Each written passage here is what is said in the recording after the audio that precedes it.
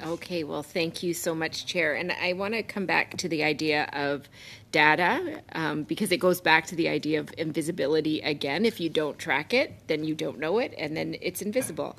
And the other part is the feedback loop, which I think is really important. So I guess my question, I'm going to start with Senator Patterson first, if that's okay, is the departments are not very good at talking to each other. Like CAF and VAC, the communication is very poor. And so trying to support veterans when they get to that stage of their career can be very hard because the data isn't smoothly passed over in a way that they can look at it and make decisions. So I'm just wondering, how do you see that? Because we need to sort of get some ideas, like how would that work, and how can we sort of encourage those two to work together, and RCMP as well? Right. So I do have to speak very positively for the Canadian Armed Forces and the Department of National Defence and the efforts they put into creating these transition working groups. But in order to do it, you have to have someone to receive it and someone to want to receive it. So that isn't a criticism towards VAC. So I just wanted to establish that framework.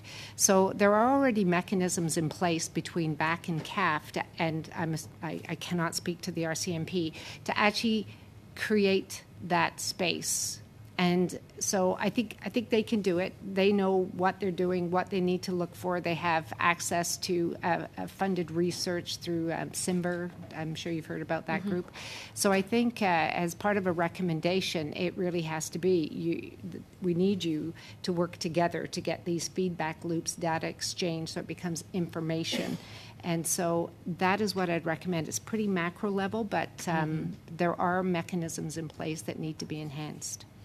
And I've heard a couple of times about having a women's veterans advisory. I'm just wondering if you have an idea of a model that you think is successful or ideas of what that could look like. Thank you for that question. I think we have to remember that we're not the United States of America. And while they are our fabulous cousins to the south, we are not them. Our experiences in service are similar but not the same. So if you said to me, is there one ideal model? The answer is always no. We need to look, to do the research, to figure out what this should look like and talk to veterans, right? And so I think that a recommendation could be to consider the development of, but again, looking to other models, and then coming up with one that is going to work. But it must include women. You have to use that word in it, and go that direction. Merci.